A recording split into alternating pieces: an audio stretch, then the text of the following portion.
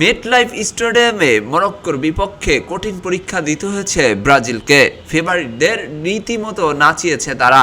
২১ মিনিটের পিছিয়ে পড়লেও ৩২ মিনিটে ভিনিসিয়াসের গোলে শেষ পর্যন্ত ১-১ গোলে ড্র হয়েছে ম্যাচ।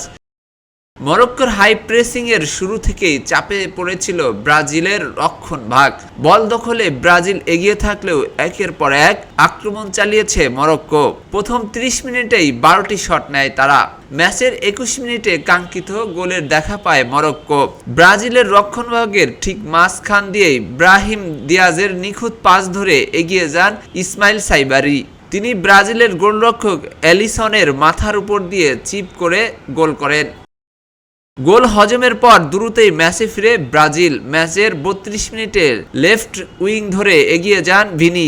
সেখান থেকেই পাস দেন ব্রুনো গিয়ামারেরেসের কাছে। বক্সে ফিরতি পাস পেয়ে এক ডিফেন্ডারকে কাটিয়ে দারুণ শটে মরক্কোর জাল কাঁপান ভিনি। তাতেই ১-১ গোলে সমতায় ফিরে ব্রাজিল। ম্যাচ জুড়ে মাঠ ভুগিয়েছে ব্রাজিলকে। ক্যাসিমিরো, লুকাস পাকুতেরা নিজেদের মেলে ধরতে পারেননি, যার প্রভাব পড়েছে ম্যাচে। এরপর ভিনিসিয়াসের করা গোলের সুবাদে ড্র নিয়েই মাঠ ছাড়ে ৫ বারের বিশ্ব চ্যাম্পিয়নরা। খবরের কাগজ, নিখাত, নির্ভীক, নিরপেক্ষ।